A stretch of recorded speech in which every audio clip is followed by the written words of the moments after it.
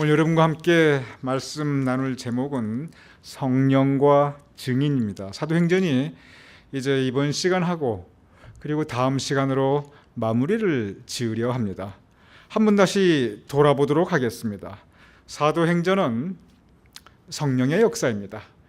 그래서 사도행전을 성령행전이란 말로도 많이 표현합니다. 참 옳은 말입니다. 동시에 사도행전은 증인들의 역사입니다. 그래서 사도행전, 그야말로 이 사도가 누구냐면 증인이에요. 증인들이 행한 것을 전한 책, 그게 사도행전입니다. 그래서 사도행전은 성령님의 역사이시지만 동시에 성령께서 증인들을 사용하셔서 증인들이 복음을 전파한 바로 그 기록이 사도행전입니다. 오늘 함께 나눈 본문 말씀 사도행전 1장 8절 우리 함께 읽어보겠습니다. 시작.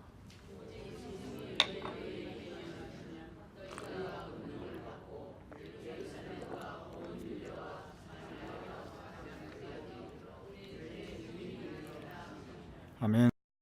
이 말씀이 사도행전 전체의 요절입니다. 성경 전체의 요절은 요한복음 3장 16절이고 사도행전의 요절은 바로 이 말씀이에요. 1장 8절입니다. 여기 보면 성령이 너희에게 임하시면, 여기서 너희는 여러분과 저희입니다. 성령이 임하시면, 그리고 맨 끝에 내 증인이 되리라. 그래서 성령님과 증인이 함께 갑니다. 이것이 사도행전의 역사입니다.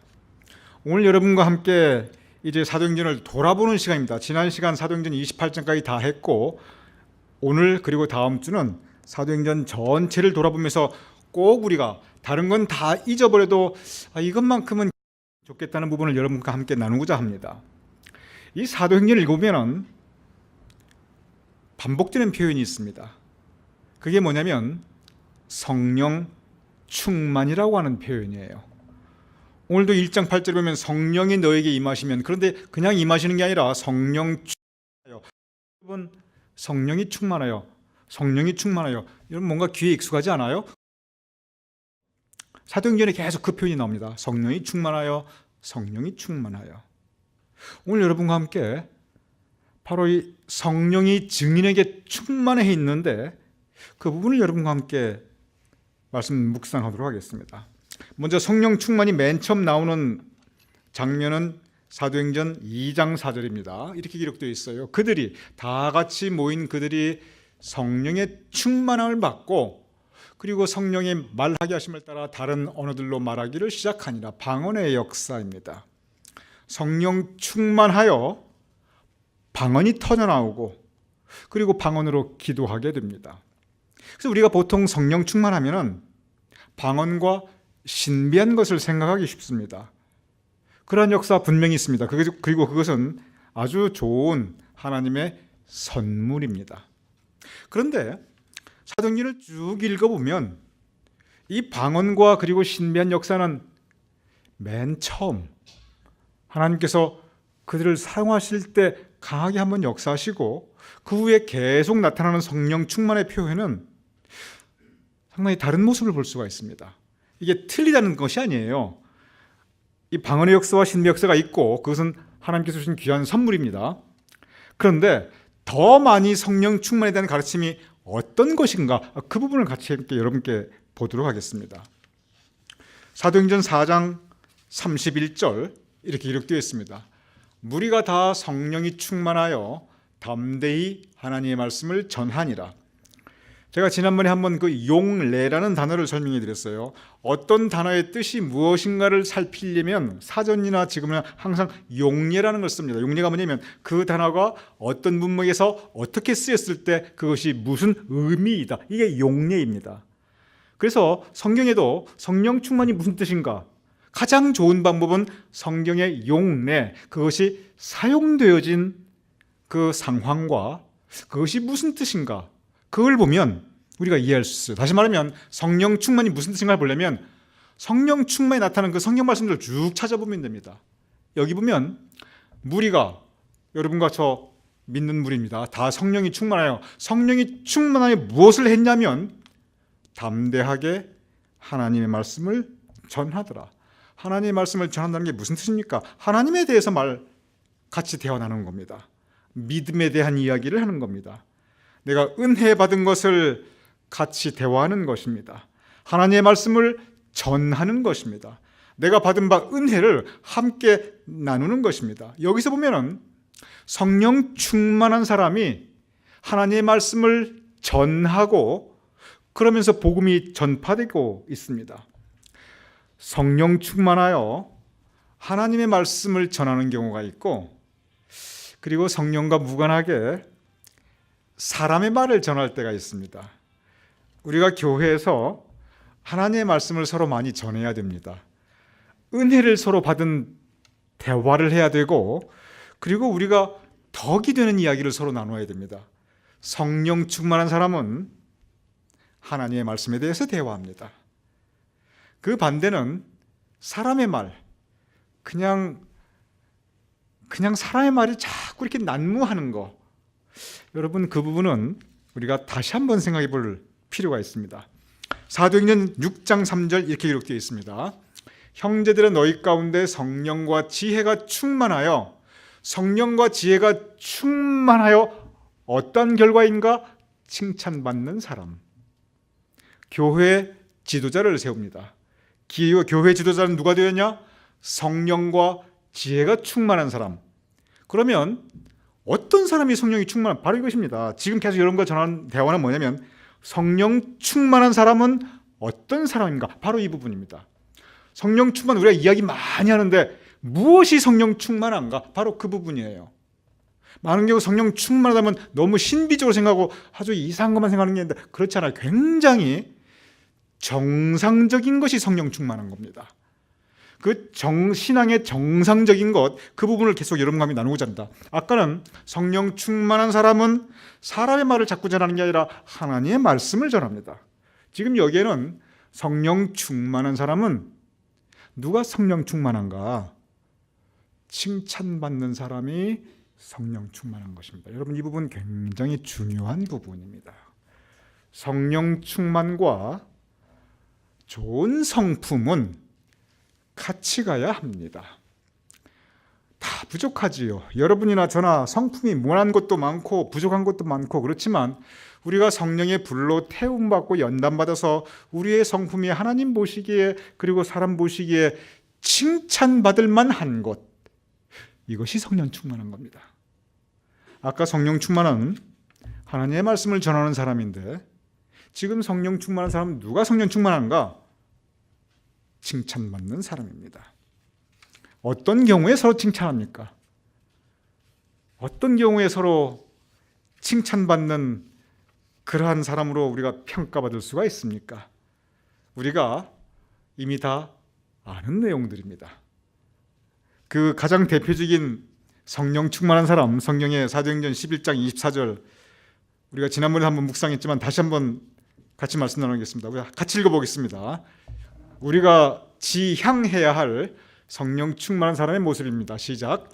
바나바는 착한 사람이요 성령과 믿음이 충만한 사람이라 이에 큰 무리가 주께 더하여지더라. 제가 지난번에 그런 말씀드렸죠. 저기에 바나바라고 하지 마시고 나는 착한 사람이야. 다 나를 넣어보시라고. 여러분 한 분 한 분입니다. 제가 지난번께 한번 해봤어요. 또 한 번 해보죠. 조금 마음이 민망하고 조금 이렇게 낯간지러도 상관없어요. 그러면서 자꾸 저거 하다 보면 그만큼 우리가 나아집니다. 우리 가랑비에 이슬비에 옷 젖듯이 우리가 저런 훈련을 자꾸 받다 보면 닮아가요. 우리 바나바가 아니라 나를 크게 해서 한번 읽어봅니다. 시작. 나는 착한 사람이요 성령과 믿음이 충만한 사람이라 이에 큰 무리가 주께 더하여지더라. 착한 사람이 성령 충만한 사람입니다.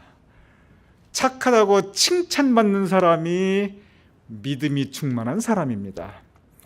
욕먹고 사람들에게 손가락질 당하면 성령님과 믿음이 참 이 세상에서 대우를 받는 게 아니라 오히려 영광 가려울 때가 있습니다. 어떤 사람이 성령 충만한 사람인가? 사람입니다. 어떤 사람이 믿음 충만한 사람인가? 칭찬받는 사람입니다. 그럴 때 큰 무리가 주께 더하여지더라. 복음이 전파가 되고, 내가 예수님이 누군지는 모르지만 당신을 보니까 내가 예수 믿고 싶다. 내가 하나님 본 적이 없어서 하나님이 어떤 분인지 모르지만 당신 살아가는 모습을 보니까 나도 한번 그 하나님 믿고 싶다. 착한 사람, 칭찬받는 사람, 그런 사람들을 통해서 전도길이 열리게 됩니다. 그래서 나는 착한 사람이요. 우리가 참 자신 있게 저 말씀하기 힘들지요. 하지만 저 말씀을 표대 삼아서 우리가 조금이라도 이렇게 나아갈 수 있다면, 겨자씨같이 작은 믿음이라 할지라도 우리가 천천히 자라날 줄로 믿습니다.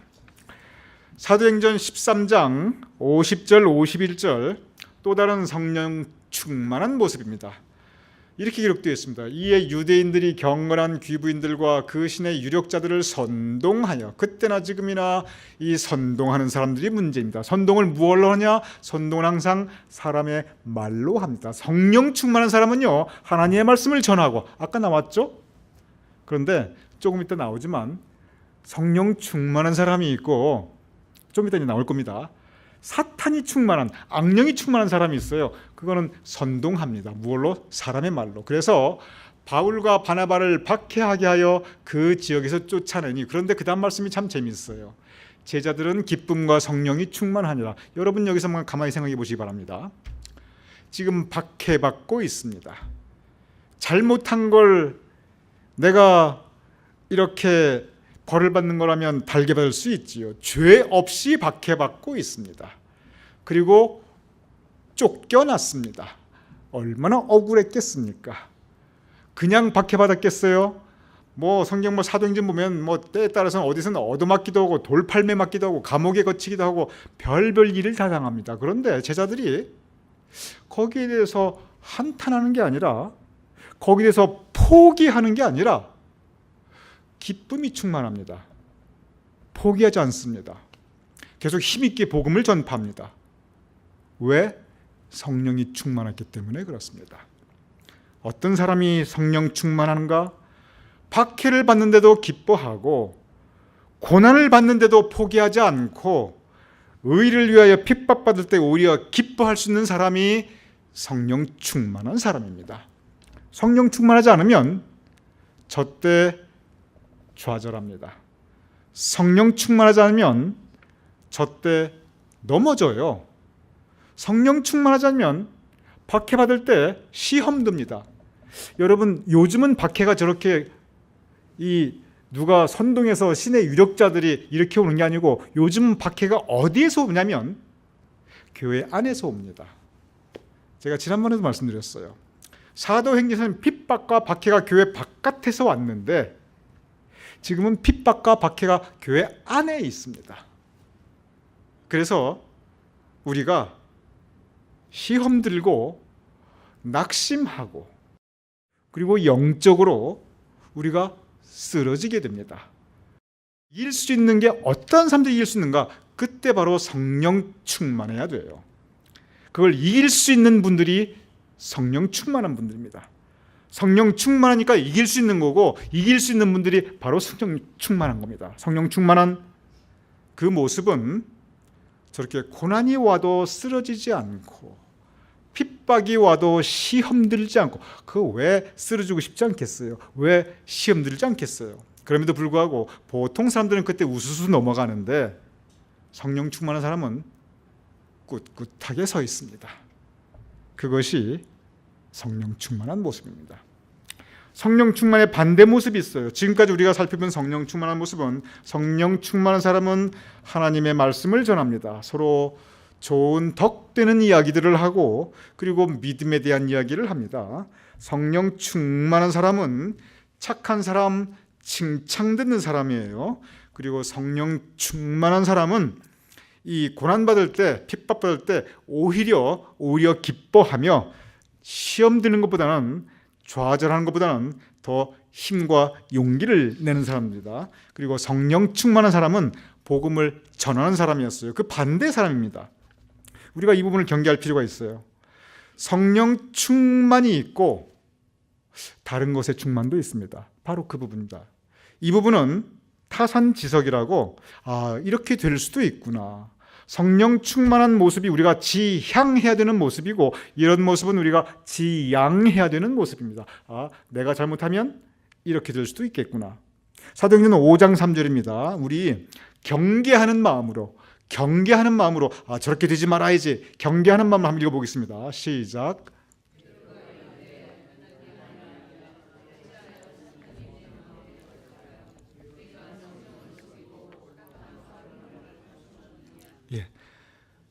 사탄이 내 마음에 가득하여. 여러분, 이 가득하다는 게 좀 유식한 한자말로 뭐죠? 그게 충만이에요. 가득하다는 게 충만이에요. 충자가 가득할 충자, 만자가 찰만. 그래서 가득하게 차 있는 게 그게 충만입니다. 즉 내 마음에 충만하여. 근데 뭐가? 사탄이. 저게 무슨 뜻입니까? 성령 충만할 수가 있고 반대로 뭐가 충만할 수가 있다? 사탄도 충만할 수 있는 거예요. 여기가 우리가 경계해야 될 굉장히 중요한 이 타산지석. 정말 저렇게 되면 안 되지. 이 반면교사의 가르침이 여기에 담겨 있습니다. 우리가 어떤 때 사탄 충만할 때가 있어요. 어찌하여 사탄이 내 마음에 가득하며. 가득이란 말은 충만입니다. 여러분께 한번 여쭤보겠습니다. 날 때부터 성령 충만한 사람은 따로 있고 날 때부터 사탄 충만한 사람이 따로 있고 성령 충만한 사람은 항상 성령만 충만하고 사탄 충만한 사람은 항상 사탄만 충만할까요? 아니면은 사람이 상황에 따라 영적 상태에 따라 어떤 때는 내 마음에 성령이 충만하다가 어떤 때는 내 마음에 또 사탄이 충만할 수도 있고 이렇게 왔다 갔다 할까요? 여러분은 어떻게 생각하세요? 성령 충만한 사람, 사탄 충만한 사람이 완전히 구별되고 따로 있을까요? 아니면 내 마음도 어떤 때는 성령 충만할 수 있겠고 내 마음도 어떤 때는 사탄 충만할 수 있겠구나. 여러분은 어떻게 생각하십니까? 사람의 마음은요, 그릇입니다. 그릇이에요. 성령이 가득히 담기면 성령 충만한 것이고 거기에 사탄이 가득히 담기면 사탄 충만한 거예요. 성령이 충만하면 성령의 역사가 있습니다. 아까 우리 보았죠? 하나님의 말씀을 전하고 착한 마음 가져서 칭찬 듣고 험한 일, 악한 일 겪어도 쓰러지거나 시험 들지 않는 게 아니라 오히려 꿋꿋하게 믿음 지키고 있고 우리 아까 성령 충만한 모습 보았죠? 근데 사탄이 충만하면 여기 보면은 속이는 일이 생기고 속이는 일만 생기겠어요? 사탄 충만하면 어떤 일이 생길까요? 여러분 입으로 제 입으로 굳이 말씀하지 않아도 상상할 수 있겠죠? 사람이 사탄 충만하면요 못할 일이 없어요. 말도 험악해지고요 생각도 험악해지고요 행동도 험악해집니다. 그분이 원래 그래서 그런 게 아니에요. 사탄 충만하면 그렇게 될 수 있어요.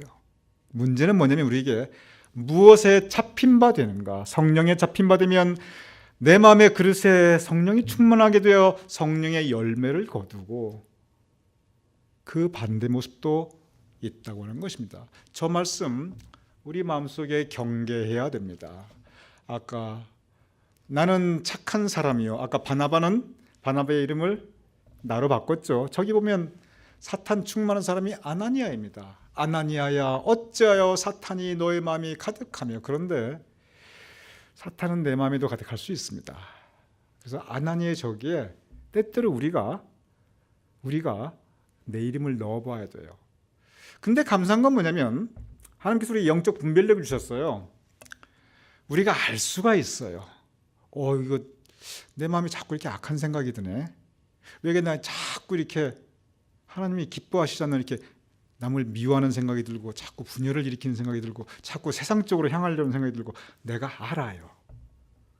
하나님께서 우리에게 영적 분별을 주셨기 때문에 우리가 영적 존재이기 때문에 내가 알아요.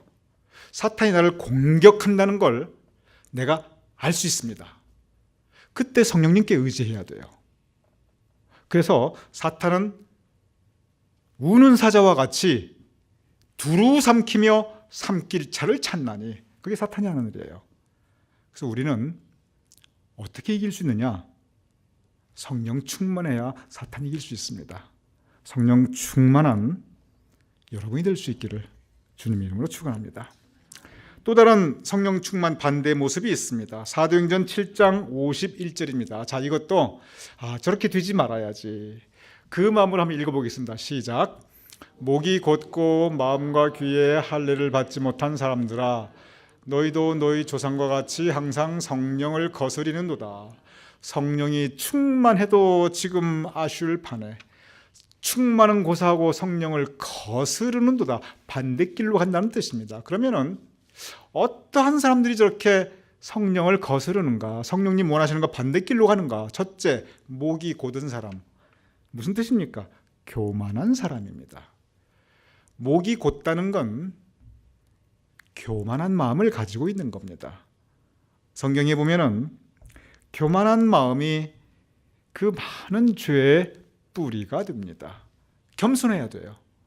그래서 목이 곧은 사람이 사탄이 충만하다면, 성령 충만한 사람은 어떤 사람이 성령 충만하냐면 겸손한 사람이 성령 충만한 사람입니다. 자, 성령을 거스리는 사람, 목이 곧고 즉 교만한 사람입니다. 그 다음에 마음과 귀에 할례를 받지 못한 사람들아. 여러분, 이게 무슨 뜻인가 금방 이해가 되세요? 저 잘 이해가 안 되실 거예요. 저게 무슨 뜻이냐면, 그래서 마음과 귀에 할례를 받지 못한 사람들아, 이 부분을 가장 제가 이 직역과 의역에 대해서 제가 설명을 드린 적이 있죠. 이 부분을 가장 원문에 가깝게 이 의역을 통한 번역을 한 현대인의 성경이라는 책이 있습니다. 영어로는 The Living Bible인데 그 말을 제가 그대로 읽어볼게요. 저게 무슨 뜻이냐면, 하나님의 말씀에 귀를 기울이지 않는 사람들이요, 그렇게 되어 있어요. 즉 마음과 귀에 할례를 받지 못한 사람들이 누구냐면, 말씀이 분명히 들리고 있는데 그 말씀에 귀를 기울이고 있지 않다. 무슨 뜻이냐면 순종하지 않는 사람들입니다. 성령을 거스르는 사람들의 첫 번째는 교만한 사람이고, 두 번째는 뭐냐면 순종하지 않는 사람들입니다. 무엇에? 말씀에. 마음과 귀에 할례 받지 못한 사람들아, 즉 하나님의 말씀에 귀를 기울이지 않는 사람들아, 순종하지 않는 사람들아. 여러분, 하나님의 말씀은 그냥 순종하는 게 좋습니다. 그래서 성령 충만한 사람은 어떤 사람이 성령 충만한 사람인가? 순종하는 사람들이 성령 충만한 사람입니다. 제가 종합해 보겠습니다. 그러면 성령 충만한 사람이 어떤 성령 충만한 사람이면, 하나님으로부터 방언의 은사를 받고 신비한 체험, 좋은 영적 체험을 한 사람들, 성령 충만입니다. 그런데 거기서 끝나면 안 돼요. 그건 시작입니다. 좋은 열매가 있어야 돼요. 그 다음에 나타난 열매들은 뭐냐면, 성령 충만한 사람들은 사람의 말이 아니라 하나님의 말씀을 전하는 사람들입니다. 그래서 은혜의 이야기, 덕이 되는 이야기, 그리고 사랑과 평화의 하나님의 말씀을 전하는 사람, 성령이 충만한 사람은 칭찬받는 사람입니다. 그리고 성령이 충만한 사람은 착한 사람입니다. 성령이 충만한 사람은 고난받아도 어려움을 겪어도 시험 들지 않고 꿋꿋하게 믿음 지키는 사람입니다. 그리고 성령 충만할 때 우리가 사탄 충만한 마음을 이길 수가 있어요. 우리 마음에 사탄이 충만하려고 할 때 우리가 성령님께 의지해야 합니다. 성령 충만한 사람, 겸손한 사람입니다. 왜냐하면 목이 곧고 교만한 마음은 그것은 사탄이 충만한 마음입니다. 그리고 성령 충만한 사람, 순종하는 사람입니다. 귀에 할례 받지 못한 사람들, 즉 하나님의 말씀에 귀를 기울이지 않는 사람들, 불순종하는 사람들은 사탄 충만한 사람들입니다. 성령 충만한 사람들은 겸손하여 순종하는 사람입니다.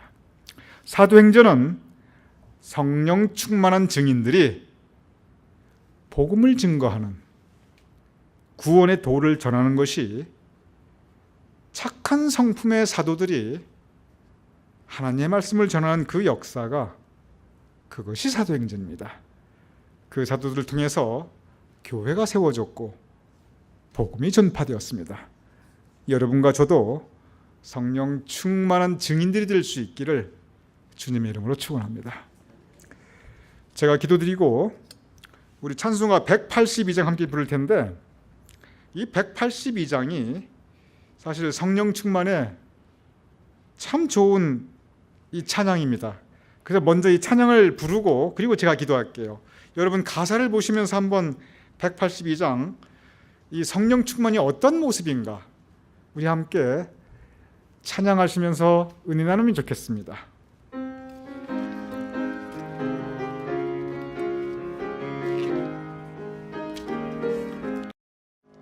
강물같이 흐르는 기쁨 성령 강림함이라. 정결한 마음 영원하도록 주의 거처 되겠네.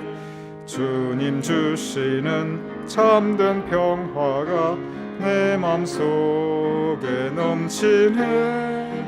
주의 말씀에 거센 풍랑도 잠잠하게 되도다. 나의 생명 소생케 됨은 성령 임하심이라.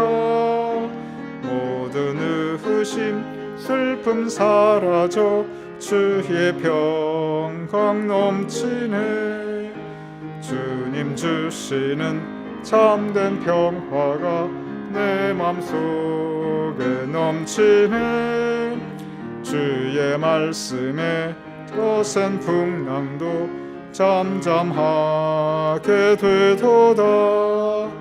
하늘에서 단비 내리고 햇빛 찬란함같이 우리 마음에 성령 임하니 주님 보내심이라. 주님 주시는 참된 평화가 내 맘속에 넘치네. 주의 말씀에 거센 풍랑도 잠잠하게 되도다.